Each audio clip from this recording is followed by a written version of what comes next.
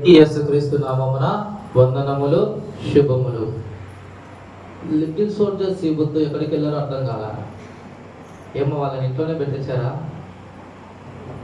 వాళ్ళు ఇక్కడ లేకుండా అంటే ఏదోలాగుంది, లేదా బయట ఉన్నారు. సరే, వాక్య ధ్యానాంశంలోనికి వెళ్దాము. మరి పరిశుద్ధ ఆదివారం నాడు మనకు ఏర్పాటు చేయబడిన లేఖన అంశము పరిశుద్ధ ఖోర్ఖానా. పరిశుద్ధ ఖోర్ఖానా. ఈ పదం మనకు అర్థం కాకపోవచ్చు. దీనిని మరొక రకముగా ఏమని పిలుస్తారంటే పరిశుద్ధమైన బలి. పరిశుద్ధమైన బలి కాదు, బలి. సరే, ఈ క్రైస్తవ్యంలో ఇంకా బాగా చెప్పాలంటే ప్రొటెస్టెంట్ వర్గానికి చెందినటువంటి మనము రెండు రకాలైనటువంటి సాంప్రదాయాలను కలిగి ఉంటాం. ఏంది బాబా కొత్త మాట చెప్తున్నావు, అర్థం కాల అంటే క్రైస్తవ్యంలో కూడా మనము ఆచరించేటటువంటి పద్ధతిని బట్టి మూడు వర్గాలుగా విభజించారు. ఏంటంటే క్యాథలిక్స్ అని, ఆర్థోడాక్స్ అని, తర్వాత ప్రొటెస్టెంట్ అని. ఈ మూడు వర్గాలు ఈ ప్రపంచంలో ఎక్కువగా మనం చూస్తూ ఉంటాం. క్యాథలిక్స్ అంటే ఆసియం చర్చికి సంబంధించినటువంటి వారి ఆరాధన విధానాంతరిని కూడా మనం గమనించవచ్చు. మరి ఆర్థోడాక్స్ వారి యొక్క ఆరాధన ఎట్లా ఉంటుందంటే కొద్దిగా ధూపం వేస్తూ, పాఠాలను రాగయుక్తముగా చేస్తూ,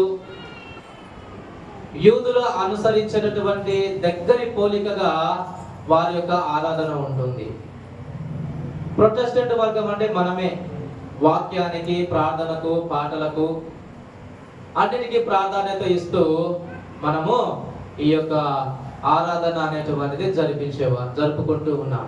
మరి ఈ ప్రొటెస్టెంట్ వర్గానికి చెందినటువంటి మనకు ప్రాముఖ్యంగా రెండు రకాలైనటువంటి సంస్కారాలు ఉన్నాయి. మొదటిది ఏమిటంటే బాప్తిస్మము, రెండవది ప్రభు భోజన సంస్కారము. మొదటిది బాప్తిస్మము, రెండవది ప్రభు భోజన సంస్కారము. ఆయన గత వారం మనం ధ్యానించాం బాప్తిసాన్ని గురించి.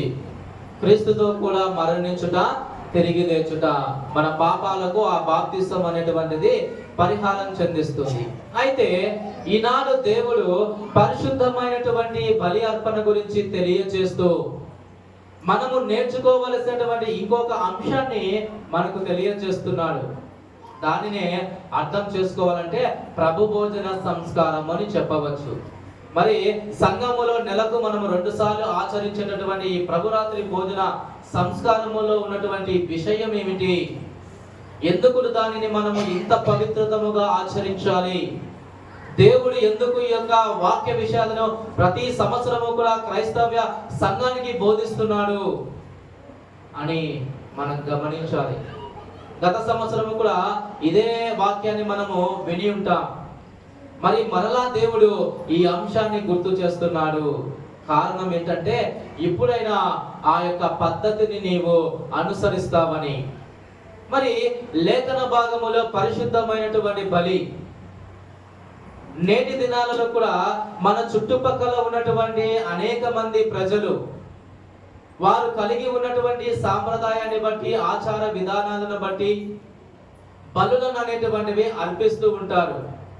అయితే బైబిల్ గ్రంథాన్ని మనము పరిశీలన చేస్తే ఇది ఆది కాలములో నుంచి కూడా ఉన్నట్లు మనం గమనించవచ్చు. ఆది కాండము 4వ అధ్యాయము 3వ వచనం చూడండి. ఆది కాండము 4వ అధ్యాయము 3వ వచనం. కొంతకాలమైన తర్వాత కయీను పొలము పంటలో కొంత యెహోవాకు అర్పణలుగా తెచ్చెను. వారు అర్పించినటువంటి అర్పణ విధానం అనగా దేవుడు వారికి కలిగించినటువంటి వాటిలో నుంచి భయభక్తులతో ఈ కానుక అనేటువంటిది సమర్పిస్తున్నాడు. అలాగే ఆది కాండము 8వ అధ్యాయము 20వ వచనం చూడండి. ఆది కాండము 8వ అధ్యాయము 20వ వచనం. అప్పుడు నోవాహు యెహోవాకు బలిపీఠము కట్టి యెహోవాకు బలిపీఠము కట్టి పవిత్ర పశువులన్నిటిలోను పవిత్ర పశువులన్నిటిలోను పవిత్ర పక్షులన్నిటిలోను పవిత్ర పక్షులన్నిటిలోను కొన్ని తీసుకొని ఆ పీఠము మీద ఆ బలిపీఠము మీద ఆ పీఠము మీద దహన బలి అర్పించెను.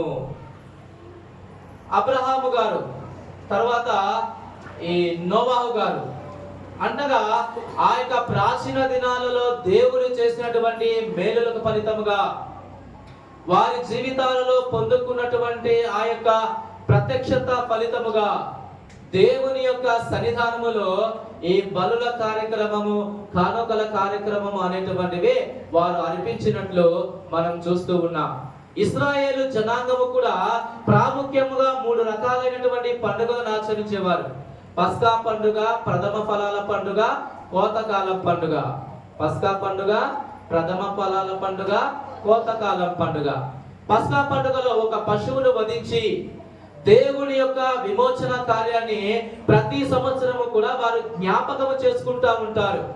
కారణం ఏంటంటే ఐగుప్తు దేశములో మేము బ్రగ్గిపోతున్నప్పుడు ఆ యొక్క దూతలో నుంచి వస్తున్నటువంటి కీడు నుంచి తప్పించబడడానికి దేవుడు చేసినటువంటి మేలులకు ఫలితముగా ఈ పస్కా పశువును వధించి వారు దేవునికి కృతజ్ఞత తెలపడం అనేటువంటిది మనం గమనించవచ్చు.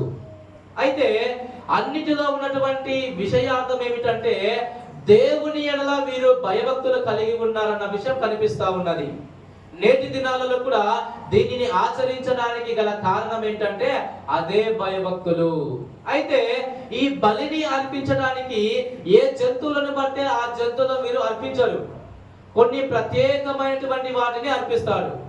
ఏంటి ఆ జంతువులు అంటే, మానవుడిగా నీవు వేటినైతే పెంచుతావో, వేటినైతే నీవు సంరక్షిస్తుంటావో, వేటి మీద అయితే ఆధారపడుతూ ఉంటావో, సాధు జంతువులుగా ఉంటాయో వాటిని మాత్రమే ఈ పరిశుద్ధమైనటువంటి బలిలో అర్పణగా సమర్పిస్తారు.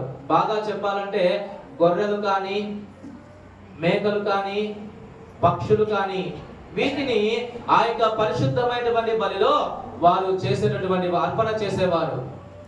అయితే వన్యమృగాల జోలికి మాత్రము మీరు పోకుండా ఉన్నారు. వన్యమృగాలంటే ఒంటె గాని, గుర్రం, గాడిద, సింహం కూడా కావచ్చు. దానిని బలి లేకపోతే మనం బలైపోతాం కదా.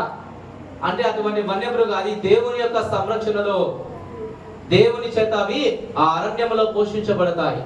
వీటిని బలి అనేటువంటిది ఇవ్వడం జరగదు. మరి బలి అనేటటువంటి యొక్క పదానికి అర్థం ఏమిటి అంటే పాప ప్రాయశ్చిత్తార్థం కలిగి ఉండటం. మనము చేసినటువంటి అపరాధాలన్నిటినీ కూడా ఒక జంతువుకి సమర్పించి దేవుని సమక్షంలో వాటిని కడిగి వేసుకోవటము, ఆ పాపమునంతా కూడా దాని మీద వేయటము. ఇది ఈ బలి కార్యక్రమములో ఉన్నటువంటి ప్రాముఖ్యమైనటువంటి విషయం.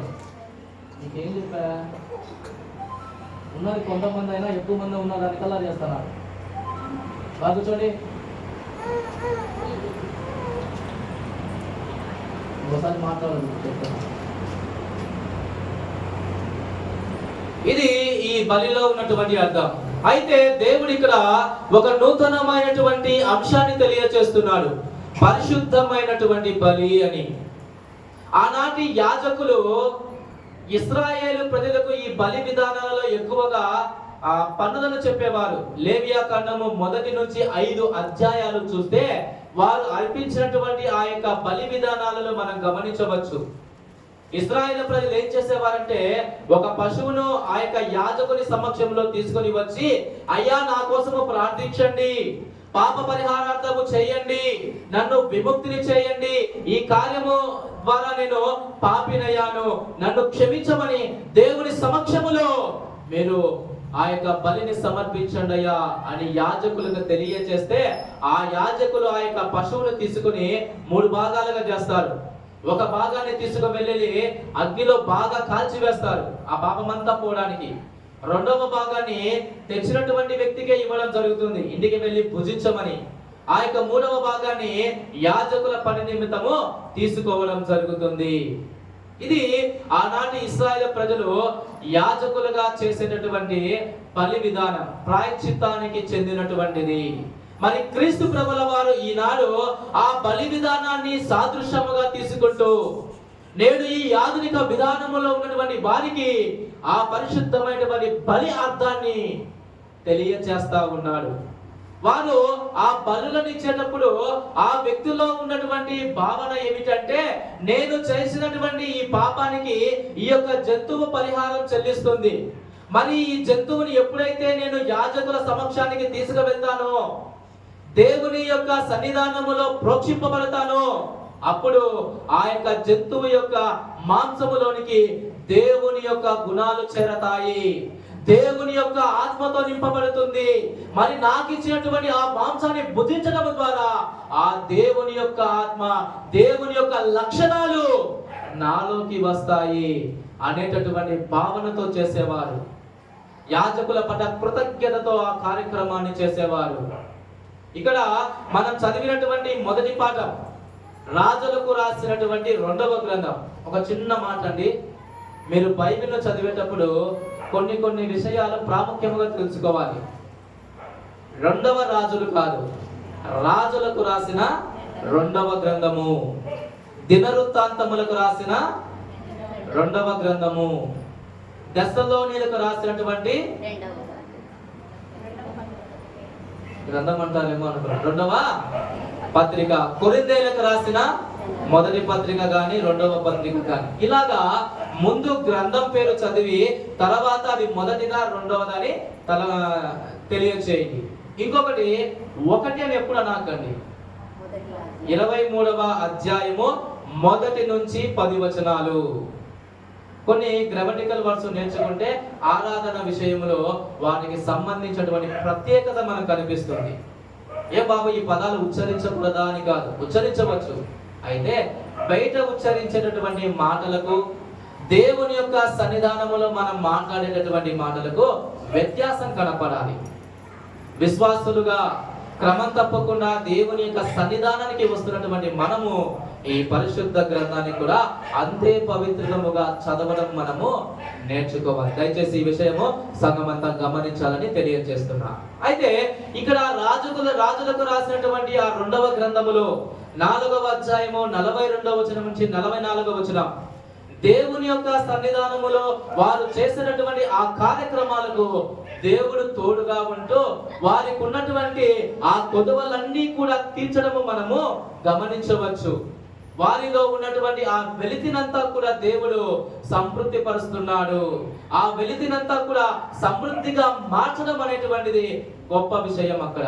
మరి చదివినటువంటి పత్రికా పాఠము కావచ్చు, అలాగే ఆ యోహాను సువార్త కావచ్చు, ఇక్కడ క్రీస్తు ప్రభుల వారు తెలియచేసినటువంటి, తాను చూపినటువంటి, చేసినటువంటి బలి అర్పణ గురించి మనకు తెలియచేస్తున్నాడు. మనము ఈ లోకములో ఎక్కువైనటువంటి పాపము చేశాం. ఆ యొక్క పాపాన్ని తొలగించడానికి ఎన్ని బలులను చేసినా ప్రాయశ్చిత్త కాకుండా ఉన్నది. కారణం ఏంటంటే మన అపరాధాలు అంత అధికముగా ఉన్నాయి. నీవు 1 కాదు, 2 కాదు, 10 కాదు, వేల కొలది ఆ గొర్రెలను దహన బలిగా అర్పించిన మన పాపం పోకుండా ఉన్నది. వేలాది నదులంత తైలమును సమర్పించిన మనలో ఉన్నటువంటి దోషము పోకుండా ఉన్నది. అందుకనే దేవుడు తన ప్రియకుమారుడైన యేసుక్రీస్తు ప్రభుల వారిని ఈ లోకానికి పంపించాడు. తాను చేసినటువంటి ఆ యొక్క బలి అర్పణ మానవుని జీవితములోనే సమృద్ధికరమైనటువంటి బలి అర్పణ, శ్రేష్టమైనటువంటి పాప ప్రాయశ్చిత్తాన్ని కలిగించేటటువంటి బలి అర్పణ. ఆ అర్పణను ఎవరైతే అంగీకరిస్తారో, ఎవరైతే ఆ యొక్క అర్పణను కోరుకుంటారో, వారి యొక్క జీవితంలో దేవుడు గొప్ప స్థితిని కలగజేస్తా ఉన్నాడు. అది శాశ్వతమైనటువంటి బలి అర్పణ. గతంలో చేశాడు కదా బాబు, 2000 సంవత్సరాల క్రితం కదా, నేటి ఆధునికానికి సరిపోతుందా అంటే ఖచ్చితంగా దేవుడు ఒక్కసారి చేసినటువంటి ఆ అర్పణ శాశ్వతమైనదిగా ఈ లోకములో నిలిచిపోయింది. కారణం ఏమిటంటే దేవుని యొక్క పరిశుద్ధత అతి శ్రేష్టమైనటువంటిది. ఆ బలి అర్పణ ద్వారా సంఘములో ఉన్నటువంటి వారిని, లోకములో ఉన్నటువంటి వారిని దేవుడు తన ప్రేమను తెలియజేస్తా ఉన్నాడు. ఈనాడు మనం ఆచరించేటటువంటి ఈ కార్యక్రమంలో దాగి ఉన్నటువంటి మర్మాన్ని సంఘములో ఉన్నటువంటి వారందరూ కూడా గుర్తించాలనే దేవుని యొక్క ఆశ. చదివినటువంటి కొరింథీయులకు రాసినటువంటి మొదటి పత్రిక 11వ అధ్యాయము 26వ వచనాన్ని చదవండి. మీరు ఈ రొట్టెను తిని ఈ పాత్రలోనిది త్రాగునప్పుడల్లా ప్రభువు వచ్చే వరకు ఆయన మరణమును ప్రచురించుదురు. ఈ రొట్టెను తిని ఈ పాత్రలోనిది తాగడం అంటే ఇక్కడ మనం ఆచరించేటటువంటి ఈ రొట్టె కావచ్చు, అలాగే ద్రాక్ష రసములు కావచ్చు, దేవుని సన్నిధానమున నిలవబడి భయభక్తులతో ప్రార్థన చేస్తూ ఉన్నప్పుడు దేవుని యొక్క ప్రసన్నత ద్వారా అవి యేసుక్రీస్తు ప్రభుల వారి యొక్క శరీర రక్తాలుగా మార్చబడతాయి.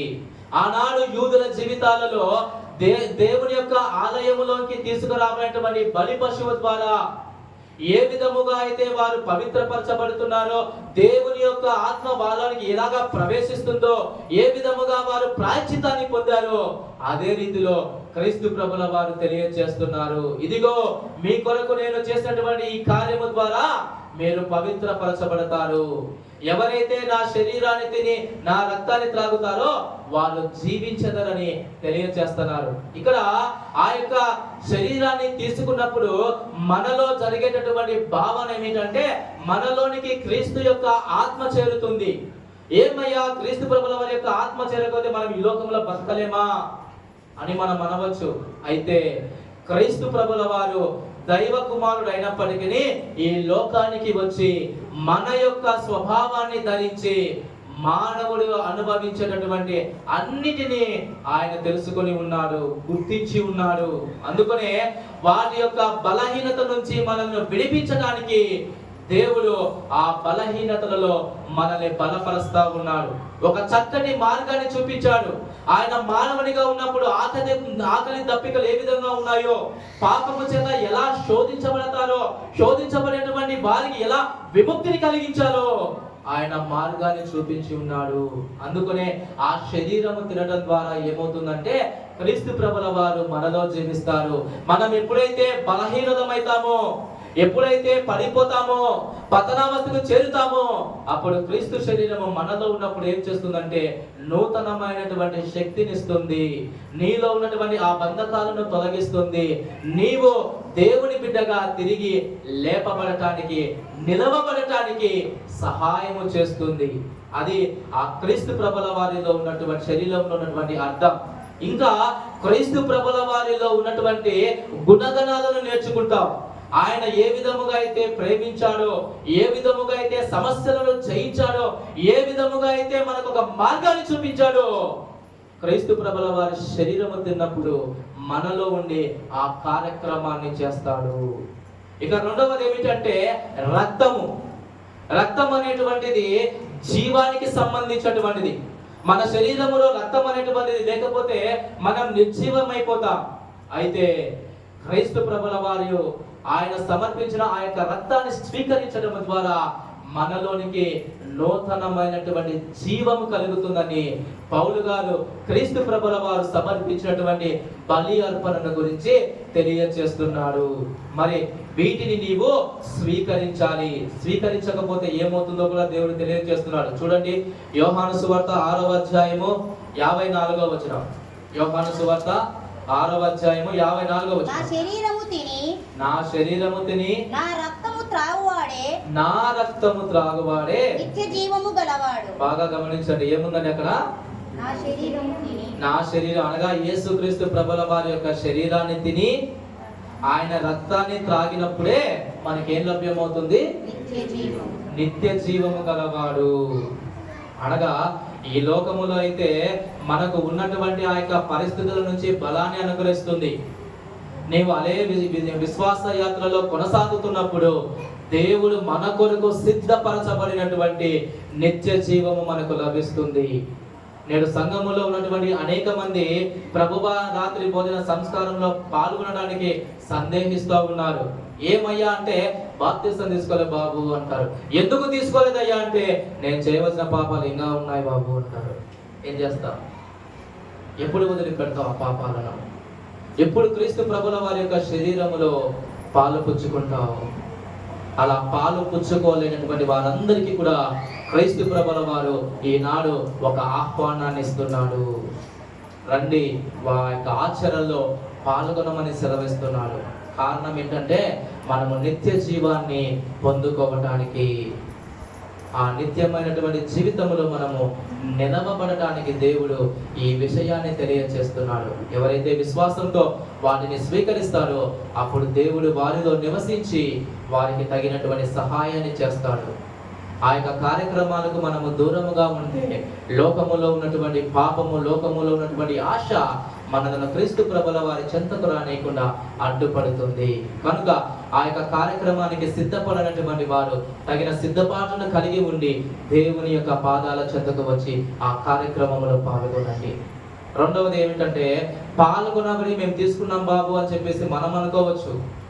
మేము ఇచ్చుచున్నప్పుడు ప్రతిసారి కూడా భక్తితో ఉన్నామని అనుకోవచ్చు. అయితే ఆయన గుణగణాలను కూడా ప్రచురపరచడం నేర్చుకోవాలి. ఆయన శరీరాన్ని తింటున్నావు, ఆయన రక్తాన్ని త్రాగుతున్నావు. మరి క్రీస్తు ప్రభుల వారు నీలో నివసిస్తూ ఉన్నప్పుడు నీవు ఆయనకు సంబంధించినటువంటి కార్యాలు చేయాలి. ఆ కార్యాలు చేస్తా ఉంటే క్రీస్తు ప్రభుల వారు నీలో నివసించినట్లే. ఆ కార్యాలకు దూరముగా ఉన్నామంటే మనం ఏదో ఒక విషయంలో పొరపాటు చేస్తున్నట్లు. ఆ పొరపాట్లను సరిదిద్దుకోమని నేడు సంఘములో ఉన్నటువంటి అందరికీ దేవుడు ఈ విషయాన్ని తెలియజేస్తా ఉన్నాడు. మరి దేవుడు అనుగ్రహించబోయేటటువంటి ఆ నిత్య జీవాన్ని పొందుకోవడానికి తగినటువంటి సిద్ధపాటును కలిగి ఉండండి. పరిశుద్ధమైనటువంటి బలి ద్వారా యేసుక్రీస్తు ప్రభుల వారు ఒక చక్కటి మార్గాన్ని మనకు చూపించాడు. మరి విధేయతతో ఆ కార్యక్రమములో మనము పాలు పంచుకుందాం. దేవుని యొక్క నిత్య జీవాన్ని పొందుకుంటాం. అటువంటి కృపా నడిపింపు దేవుడు మనందరికి అనుగ్రహించునుగాక. ఆమేన్. ప్రార్థించుదము. దయగలిగినటువంటి దేవా, వందనాలు స్తుతులు నాయనా. ఇదిగో నా తండ్రి, ఇంతవరకు ఈ విన్న ఈ పవిత్రమైనటువంటి